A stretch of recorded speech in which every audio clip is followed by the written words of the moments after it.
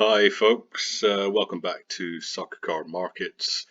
So today's sort of analysis or kind of, I don't know, critique or whatever, sort of based around the economics of card collecting, loosely call it Soccernomics.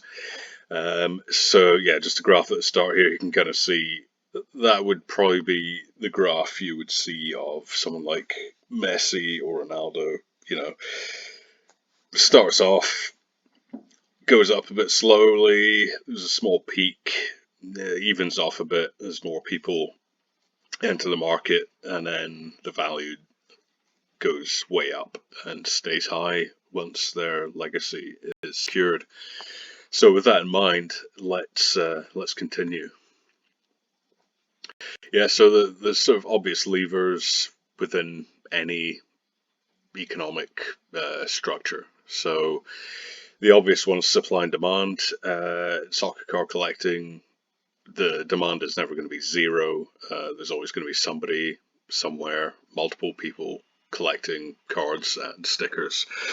The supply, that's probably the more um, relevant aspect of this because I've sort of said the supply for modern soccer is dangerously high. Obviously, that's a bit of a caveat. It's a hobby after all, so it is what it is.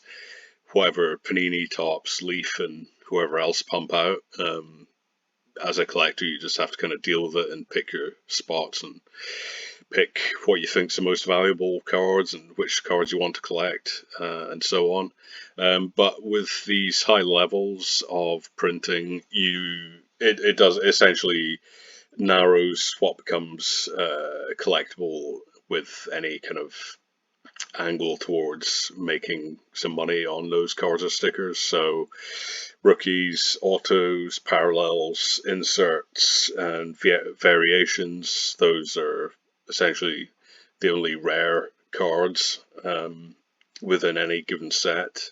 And even at this point, especially this year, um, the the rarity of a lot of cards, even inserts and some of the rookies, even some of the parallels. I mean, up to 399. I mean, there's just not a lot of rarity anymore. Um, so I figure, obviously low number cards are what people are after anyway, but those are probably going to become even more sought after in time. Obviously not football, but the classic example of all time is the Michael Jordan base rookie card by Fleer. Back in the days, I'm sure you could have bought them for a couple of bucks, whatever, and then by the late 80s, 90s, they're probably a couple of $100. But yeah, so now those cards are worth tens of thousands in good condition. Um, but yeah, that's just an impossibility in the modern card market, and I'm talking last probably at least 15 years or so. Um, there's still some rarity with Messi and Ronaldo stuff, but in more recent times, there just isn't that rarity. Maybe even Mbappe, you could say his rookie sticker has some sort of rarity to it. I'm not sure in the sort of total numbers on that, but it's quite tough to track down. I think sealed boxes of Panini stickers from 2016-17. So in terms of the sort of economics of all the stability, what does that mean to the football collecting hobby? I mean, the most important thing is, do people have the spare cash to continue to collect? There's You go back to the COVID era, obviously, I mean, that's completely unsustainable in relation to hobby collecting. I mean, people were getting loans, people were at home, they had loads of extra time, they're bored. And then I think one of the actual key drivers in the whole thing was the Last Dance documentary about Chicago Bulls. And it gave a lot of people a nostalgia kick. And yeah, people just kind of started to reminisce about the cars they used to collect as kids and so on. Interest in the sport is obviously necessary. Football still expanding, very healthy in that regard. So yeah, I think of all the sports globally, yeah, I think football's easily. I mean, it's easily the number one sport, and not going anywhere or anytime soon, in a bad way. Although FIFA and UEFA have a bit of a habit of tinkering with tournaments and things like that, which isn't necessarily good. For example, the World Cup getting expanded to, I think it's 48 teams. Actually, in that regard, I think that's fair enough, given that it's the World Cup, so more representation, I think, isn't necessarily a bad thing in that regard. But I know a lot of changes in Champions League group stages and all that sort of stuff. Thankfully, things like the Super League got shut down, but there's still people out there want to tinker with the sport. Look at golf with the Live Golf and all the controversy there. But yeah, nothing to worry about in the short term, anyways. Trust and transparency. Yeah, I mean, it's yeah, the hobby's kind of interesting. That there's a lot of people that can get into it. Obviously, I mean, anyone can. Yeah, people can be a bit finicky. You never really want panic setting in any economic model. There's some worrying narratives such as rigged box breaks, the potential for companies to track and deliberately give hobby boxes and cases to certain people or certain areas of a country or specific countries even, preferential grading, scams, whatever that entails. Yeah, no, and then the influencers hyping up stuff and feeding naive people freshly made bullshit on a daily basis. Yeah, and then good old fashioned stupidity, as in the Prism 2018 example. So, got a little graph there. Yeah, you can just see like Mbappe's sort of World Cup rookie card in the year that he won the World Cup. I think his base prisms were, I don't know, going for like $20, and then shot up to like PSA 10s for 5-6 grand. I mean, just outrageous hype and classic boom bust type. Like Hull and Tulip type craze that was just never going to last. And yeah, I feel sorry for anybody that kind of got caught up in that, but then again, it happened, and that's the way it goes. Yeah, so you kind of have to ask yourself: are you collecting or investing? I mean, ultimately, it's a hobby, first and foremost. So anything beyond that is, it's like a bonus. Collectors, yeah, they'll always exist. Obviously the greats like Pele, Cruyff, misspelled his name there. That's unforgivable, really. Maradona, still collectible now. There's generations still alive today that watched them play live and followed their careers and mishaps for the last 50 odd years. So there's still heavy interest there, and there's a lot of interest in the pre-modern market in general. Anyway, even players like Dixie Dean and guys like that. That's a whole separate market. Not something I'm particularly specialised in, so I tend to steer clear of it. Yeah, investors as opposed to collectors, they'll typically only be around until the next bubble, which is inevitable. There's always bubbles when it comes to anything economic. The trick is, yeah, spotting when it's going to happen, not getting caught up in it, and if you can, just riding it out. And if you're collecting with, and you're not making stupid sort of investments in air quotes, then you don't really have anything to worry about. Like I kind of think of it like, well, if my collection was worth like £0, tomorrow, well, cool, whatever. I still enjoy doing what I do, so the fact it is worth something right now, that's great, and obviously adds a extra dimension to the whole thing. Yeah, so really the only people that are guaranteed to make any money out of soccer car collecting are car breakers, and the card and sticker printing companies, Topps, Panini, and so on. That's it. Everyone else, if you pick your spots and use your knowledge wisely, and you're able to look into the future a bit and try and think about what can happen and might happen. You can make money that way, sure. But yeah, just keep in mind sometimes that those are the guys making the money ultimately, and also dictating the prices of everything too. Baked in pricing. So, yeah, every rookie card for sale is a potential and likely loss for the buyer. That's just standard. I mean, I think that surely applies to any sport. Just most of these prospects are just never going to fulfill, I don't know, whatever hype or promise people think they might have. That's just the reality of it.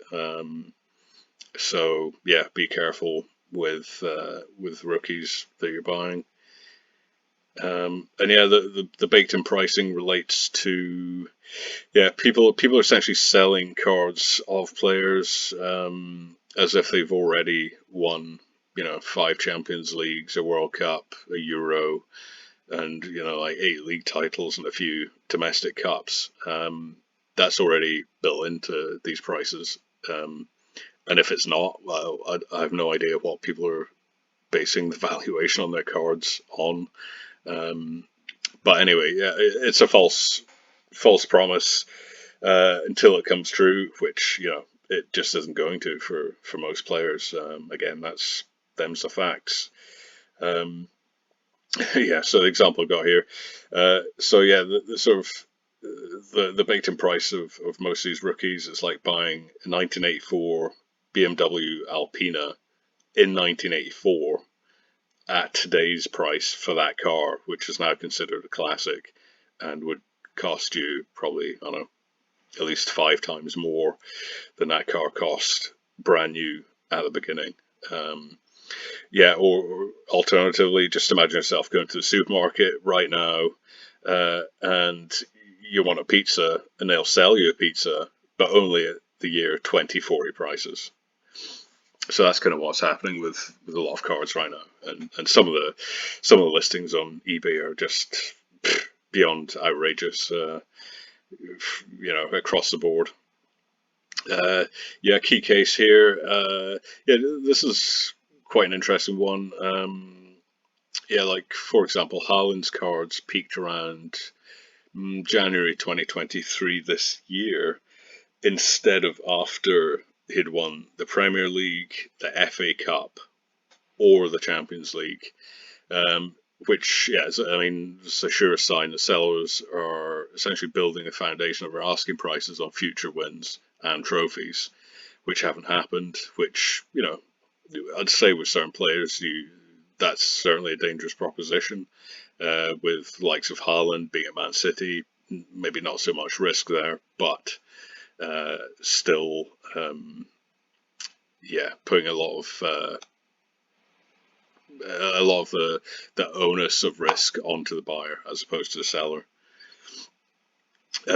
Yeah, so ultimately, it's really the whole economy of football cards right now is it's a seller's market, and I would say guarantees a crash in the future for most football cards and stickers, because it just seems very unsustainable in its current sort of phase, if you can call it, to call it that. So yeah, I know I'd just be I'm quite wary of when I do buy cards or stickers. Um, yeah, you have to kind of just think to yourself, well, where might this card or sticker be in a couple of years' time or 5 years' time? Highs and lows, yeah. No matter what the player, their collectibles will have peaks and troughs. That doesn't matter. It doesn't matter if they're a rookie, fresh on the scene.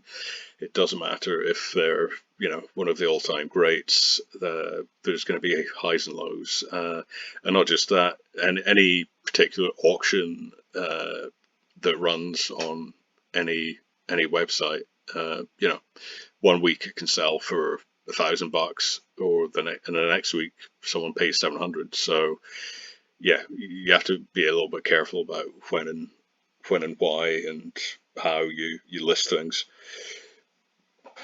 In terms of market saturation, yeah, for example, if someone's that's quite an important element to all of the pricing. If someone's been collecting Pulisic rookies since 2017, um, this is 6 years after that, so they've probably already bought the rookies they want by now, or as early cards, and then that's why the price of rookies across players stabilizes over time, because most people have bought them up in the first couple of years. Obviously, you get new people entering the market, but the price point's kind of established to some degree, so you don't always get that much movement on the price just due to the saturation and interest in particular players.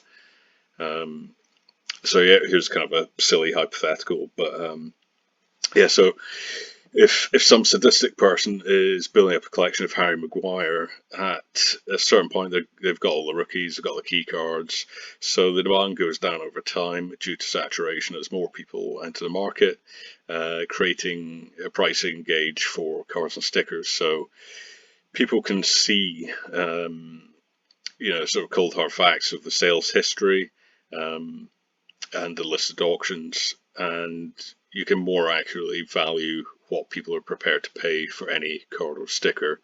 And yeah, new buyers, new collectors, they might just feel completely priced out of a particular market, so they just never invest in it. For example, I'd love to have some Messi rookie cards, but I just don't have that sort of capital to invest in it. So that kind of window of opportunity for someone with my level of income just isn't there. And I'm sure it's the same for a lot of people. Yeah, so just a little graph here, typical rookie trend. Yeah, so year one goes up, year one hype shoots up, and then after like 5 years, it's back down to I guess what it should be, and then maybe stays stable for 10 years, and maybe there's a little spike at some point. So yeah, that's kind of a typical trajectory of a solid player who's achieved some things but nothing special. Um, yeah, this is I don't see too many people address this. Do you have the time? And what am I talking about here? Well, I'm talking about the time relating to your return on investment. So yeah, even when collecting for the pure joy of the hobby, which hopefully most people are, uh, yeah, most collectors have some hope that potentially the cards and stickers are worth more in the future. Um, so yeah, just look at the timeline for a significant return on that investment, and what's acceptable for you. I'm sure there's plenty of people who sold Ronaldo or Messi rookies, in I don't know, like 2015, kicking themselves that they didn't, keep a hold of those cards and stickers, but they still would have made a profit. So, um, there's just differences of amounts. Yeah, in relation to that again, Messi's rookies about 5 years ago, well, maybe a little bit further back, were selling for around 500. Probably not on PSA 10, but whatever.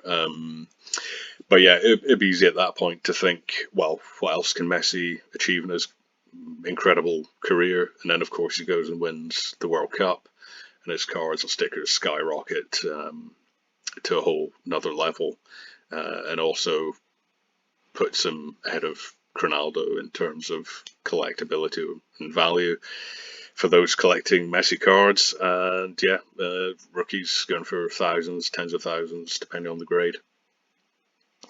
Congrats to those folks. Yeah, so if, and that's a big if, a player's a GOAT by the end of their career, that's 15 years, maybe 20, up to 20 years. You could have to wait to make a major return on investment if you held those cards and stickers from the beginning, which a lot of people aren't even doing because they're realizing maybe a couple of years into somebody's career, oh wow, this guy is going to be a phenomenon, and then they've already paid quite a lot of money for their rookie cards and early cards, so what they're going to return on their investment is going to be smaller from those at the beginning. For example, if you're 30 now, your investment may pay off at 50. When you're 50, your grey hairs are starting to set in. So, that's something to think about.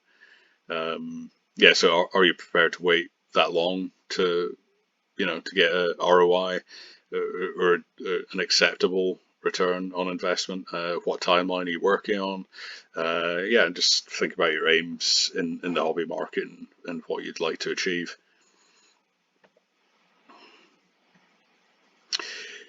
Cracked market, yes. So although we can reasonably expect collectible prices to increase with a generational talent over time, the market, the soccer card market, is already cracked, as in people understand how the market has gone before, therefore it's not possible to replicate previous market trends. Like getting Messi cards or like generational talent cards and stickers for, next peanuts, and then they're worth hundreds of thousands. People are they're onto that. They figure that's going to happen with certain players, so the prices now are already way higher than they would have been for Messi or Ronaldo at any point in the early stages of their careers.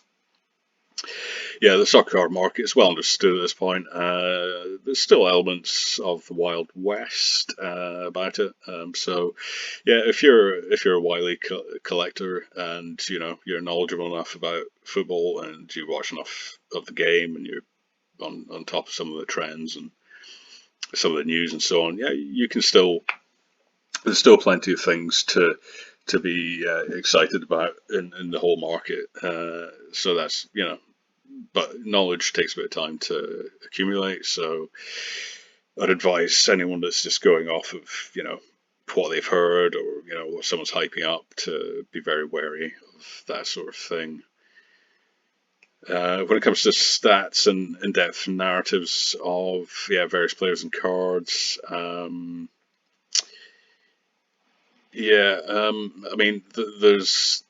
there's not really any unknown quantities within the sport. You could say certain under 18 players, or certain players of certain clubs in different countries are maybe less covered by the media. The web and videos and all the media coverage and websites and so on just means it's incredibly difficult to find some hidden gem that's gonna suddenly start playing great in a top league and nobody knows about it, or few people know about it. Maybe Arda Güler, the Turkish guy who's just gone to Madrid. That's obviously a massive move for that kid, and I've already seen some of his rookie cards and stuff going on eBay for £50 or more. People listing stuff at like £400. Heck of a risk for a guy that's only 17, 18. But yeah, no matter what the league now seems, everybody knows, all the prospects coming through. Um, yeah, and all the known quantities in soccer, they're well priced in now. Prices are higher from the start, and therefore the risk is far, far higher than anyone who's fortunate enough to be collecting some of the early Ronaldo or Messi days, for example. Um, so I don't know, you buy any random, like some rare-ish rookie card for I don't know, say £300 of a player.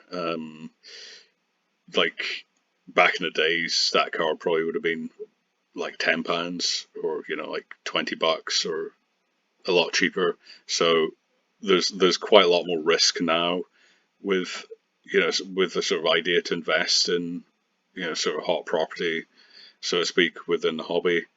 Um, and yeah, the prices just across the board are just higher, and that's just the way it is because the whole hobby's kind of exploded, and people are just yeah, they kind of know what to look for. Uh, yeah, so if the soccer card collecting had exploded when Ronaldo and Messi were rookies, you'd expect the cards and stickers from early 2003, 4, 5, they would have been expensive then, and less high now. Pretty much the opposite, I think, will probably happen with a lot of modern players.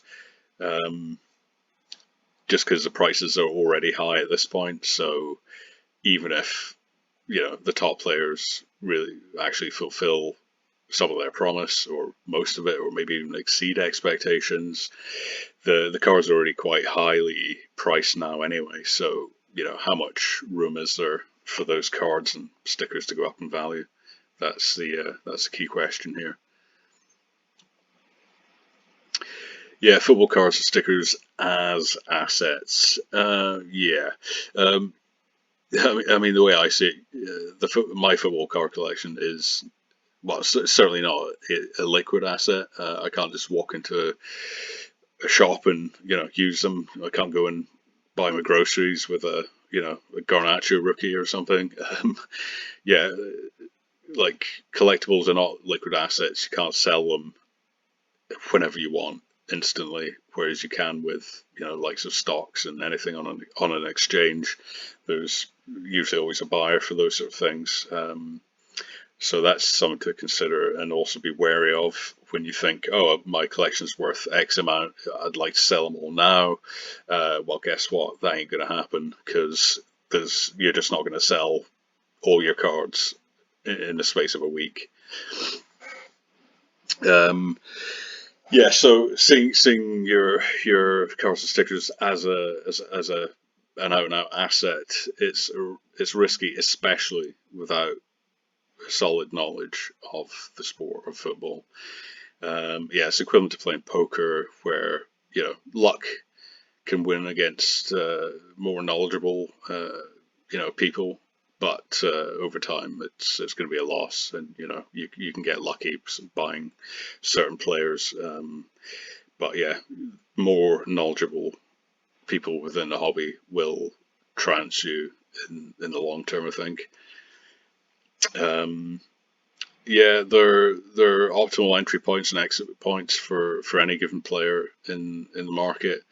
So it's up to your judgment, and what I think is part of the whole fun of making reasoned speculations. That you think can pay off, and it's, if nothing else, like for me, if I buy someone's rookie, it's like, well, it keeps me interested in in the sport, and gives me something to keep a track of.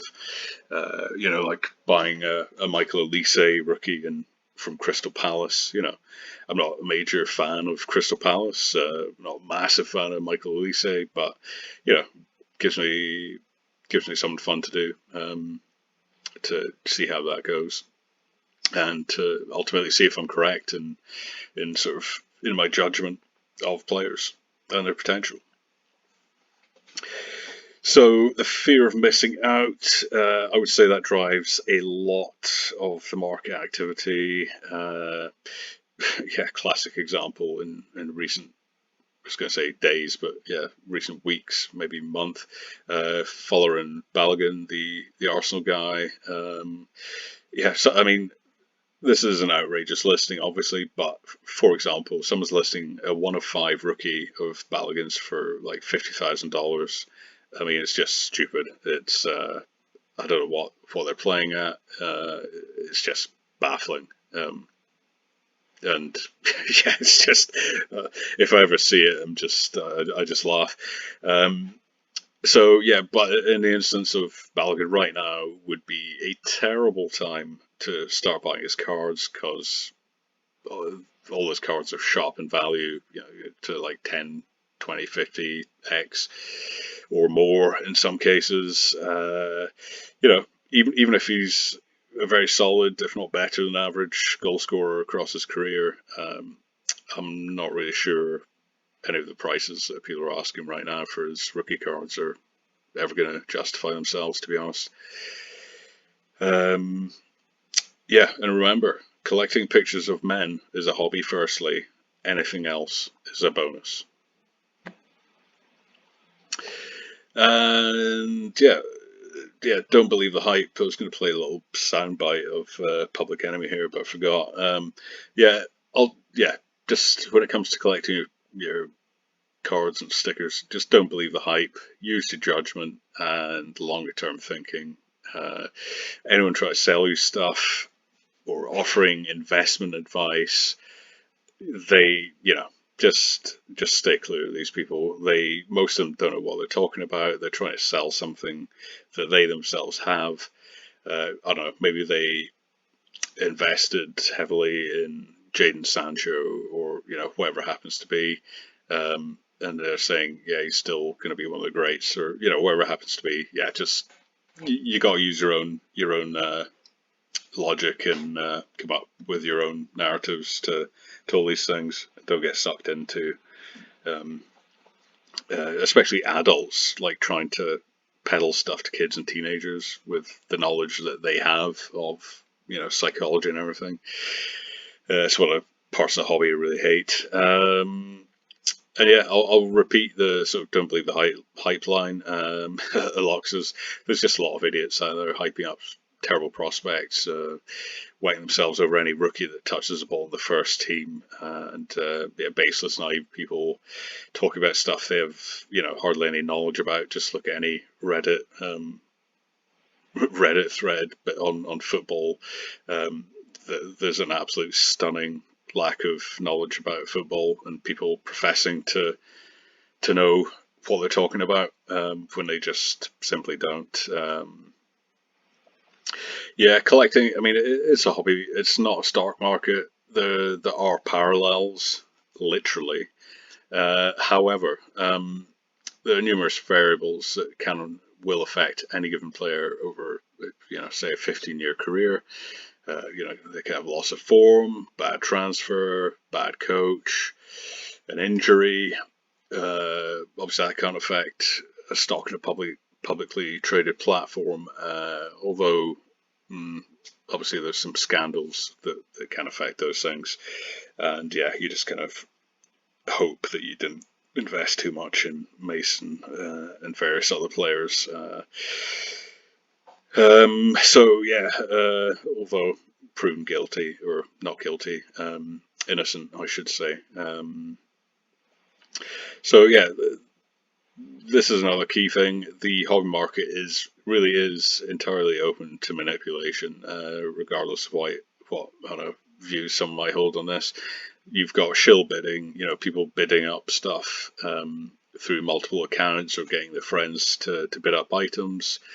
You've got people literally just hoarding cards. You could buy every card to 99 of a certain player, and then you know sell them at whatever fee you want. You've got manufactured high bids. For example, like I list a Balogun rookie for like 50 grand, and then I sell the same card but list it at half the price, and it makes it look like a bargain. That sort of thing. And then obviously, yeah, that creates false price points, and then there's other stuff like card trimming and that sort of thing, where people put their scissors to use or whatever. And if people can scam others, they will. If they're that sort of person, that's the first rule of Card Club. But if you're sensible in the long term, I don't. Yeah, it's not to worry about. I think generally, if you're a sensible human being, and you can learn from any mistakes you do make on the collecting journey, yeah, I mean, you can have a lot of fun with it. And yeah, just keep in mind, different people have different price points for buying. So yeah, some kid might have £20, $30 to spend, and they buy a card for that amount, and that's quite a big deal to them, because it's quite a lot of money relative to them. Whereas you've got people, someone might buy a £500 card, like a $700 card, and that's just a standard buy for them. So, yeah, and yeah, just keep in mind the wealthier collectors, they're really ones driving up the high-end prices. Um, so you've got all sorts of different bands of people with different financial uh, sort of structures or financial resources that they have, and across the board, there's it doesn't matter how much money you have or don't have. There's cards that you can buy and collect, regardless of those factors. And yeah, that just about wraps that one up. So yeah, this has been Soccer Card Markets, and thanks for watching.